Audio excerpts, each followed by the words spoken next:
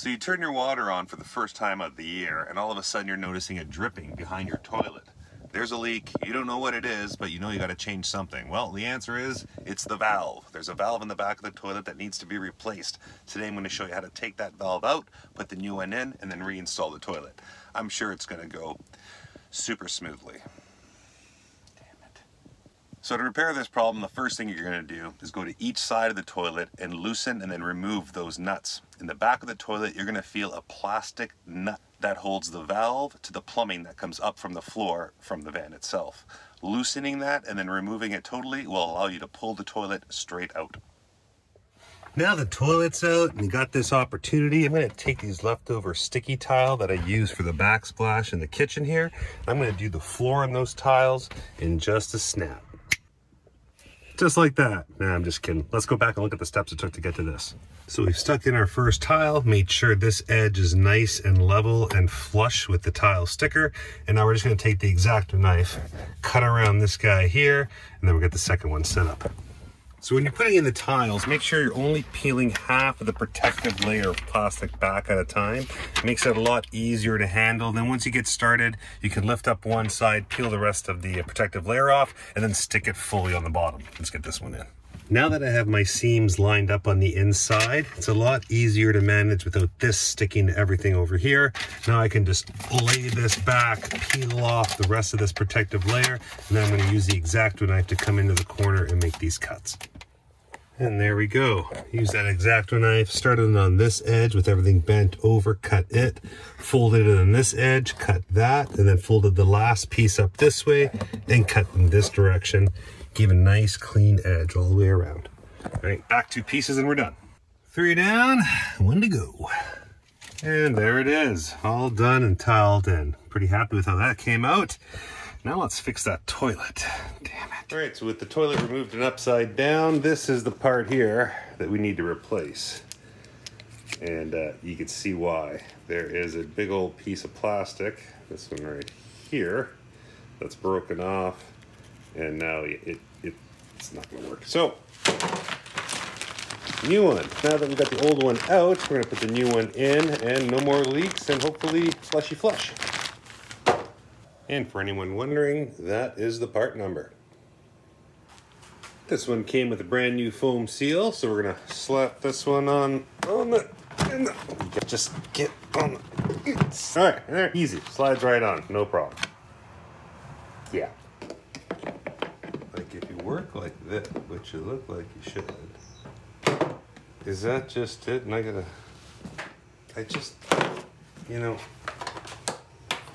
so we're gonna get this, just trying to get this hook to sit in this little plastic arm here in that hole. And man, it's tight quarters in here, so it ain't that easy. I'm just trying to figure out what angle or physics or magic. I don't understand. I give up. How do you even... Okay, you know what? This is all wrong. I think we're going to screw this guy into position as it is, and then we're going to flip this over, take the top off, and then hook the that's it. That's what we're doing. The hook is not engaged yet, but it will be. Snug, but not stripped. That's how you want that. Then we're going to take off 1, 2, and 3. And that's going to allow this bottom piece here to come right out and expose it from the top, which is probably a lot easier than trying to do this. That's fine. Okay. And we're going to turn the toilet upside right. And this panel here, oops, will come right off right after you take out the screw that you forgot to take off the first time. There's 4 in total. 1, 2, 3, 4. Okay.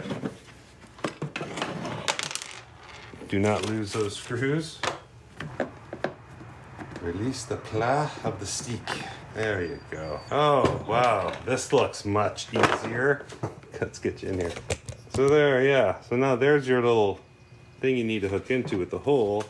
And then this is the retracting hook when you push down the flush pedal. Now that makes it a bit easier, I think. Just as bad, I don't know. Oh no, wait for it. Do I hook it into that and then into that? Is that how things work? Oh, that makes it a lot easier. You take that piece right out, you then hook it through the hole and the lever, and then you have to bring this guy all the way back and slip this back in to its slot at the end of the hole, allowing the spring to cover it and hold it in position. You might want to use a pair of needle nose pliers to grab that guy, and that makes it much easier to mess the whole thing up and dislodge the spring. Yeah, that's great. All right, so we're gonna do putting this back in now, bending it. Yes, careful, bending it, placing it in position on one side, pushing down the spring, and bringing it into its lower slot. Hey, if it was easy, everybody would do it. And there you go, now you can test your pedal, and look at that flush action. Nice. Exactly what we want to be seeing there.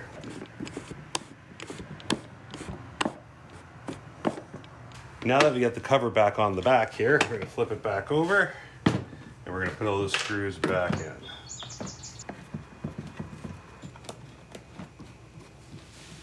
All right, there it is. Activating the switch in the back.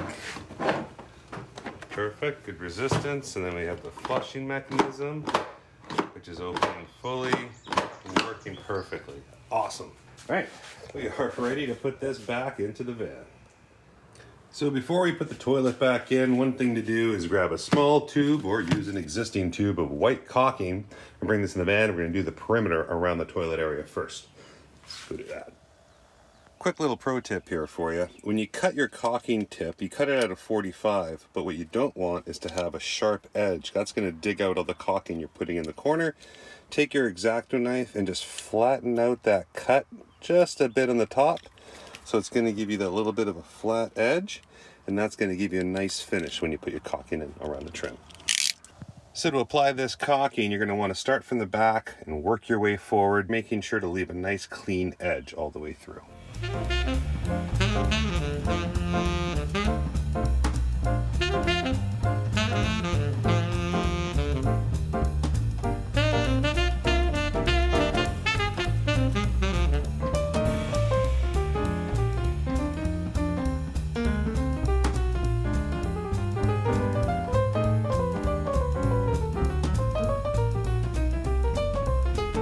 And here we have the finished product. Nice clean lines, caulked and sealed all the way around. Ready to put the toilet in.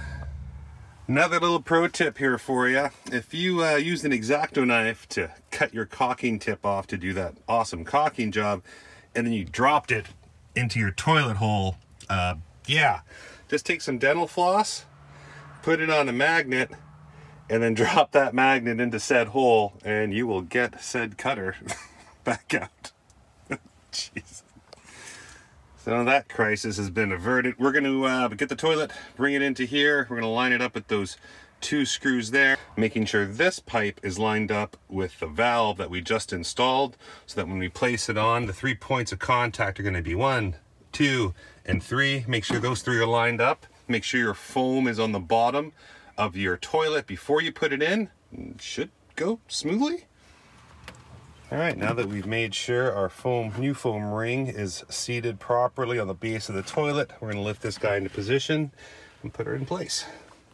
All right, now that we know that our bolts are through, properly lined up, now we're gonna go and make sure that in the back here, we have our pipe lined up with our valve and we're ready to start tightening. We're gonna tighten up the pipe fitting first, and then we're gonna do the bolts right after. Now, because we put a foam ring on the bottom of this toilet, it's going to give a little bit of resistance. So when you're hand tightening those nuts on the side, be sure to push down on the toilet as much as you can to compress that ring so you can hand tighten it right till it feels firm. Then you can come in with your wrench after and carefully tighten it up a bit. You don't want to over tighten this. You don't want to crack your plastic. You don't want to break anything. Slow and gentle here. And there we have it. Toilet installed, water hooked up. Nice, easy, smooth flushing mechanism. Now we can fill up with water, turn the water on, and test this thing out, make sure there's no leaks. Now, before I turn my water on for the first time of the year, one thing that I did was I took out my filter for my fresh water tank, cleaned that screen out, put the water into the tank filler, and just let it flush out that tank for a few minutes. And if you want to see a video on how to remove this filter for your fresh water tank and how to clean it properly and reinstall it, I'll leave a link in the description below of the video I did for that. Now that our filter is clean, reinstalled, and tightened, now we're ready to add some water to the system. We'll let it run for a few minutes. All right, water pump is on, water's filled, hooked up. Let's see what happens when we hit this guy here. All right, getting the rest of that antifreeze out. Excellent, awesome. And that's what you want to see. Nice clean water coming right after the antifreeze is flushed out. Look at that, and this toilet is ready to use. Look at that fancy floor, it looks so much nicer. Awesome. Awesome! Another quick and relatively inexpensive upgrade with huge benefits is just upgrading your shower head. This is the original from the Roadtrek here. It's got the on-off switch in the back, but it's very loose and worn and leaks a lot. So we're going to take this one out and we're going to put an upgrade in, and I think you'll be surprised at what we chose to put in here. And even more surprised of the benefit that comes with it. And here's what we're going to replace that original shower head with. This sprayer right here. Got this one on Amazon. I got it specifically because it has the male input at the bottom that's threaded, 1/2 inch, that's gonna fit perfectly into our original shower holder head here. The only thing I'm gonna do is I'm gonna put some Teflon tape on there. I'm gonna change out the original washer that came with the unit. And this is gonna save you a lot of water. If you wanna do military showers within the van, you can use this just to give yourself a quick spray, releasing the lever, and the water is off. No fidgeting when changing stuff up. Also, when you set your water to just the right temperature, you don't have to turn it on and off again. It'll always stay on that temperature for you. And an added bonus with this one here specifically is that this turns into a bidet. So if you run out of toilet paper out in the middle of nowhere and you need to give yourself a little this is the one you want to be using. Make sure that you're putting it pointing on a downward angle from the L here and twist and tighten it from the base. That way when you hang it up on the wall, it's going to hang facing down like that. Turned our pump on and this has got a lot of spraying power. So whether you're using this as a military shower within the van, using it to clean the toilet after use, or using it as a bidet to give yourself a spray whenever you run out of toilet paper, this is going to serve you very well. It looks a lot cleaner, neater, and more modern with that head as opposed to having this guy on there. $20 upgrade could really help you out in a bind. And with our brand new floor installed, our toilet reinstalled with its new valve, and our new shower head / bidet sprayer installed, that's going to complete our bathroom upgrade. Join me on the next video where I'm going to show you how to remove this vintage thermostat, how to replace it with a digital one, and make life just that little bit easier. Thanks again for watching, guys. I really appreciate you, and we'll see you on the next one.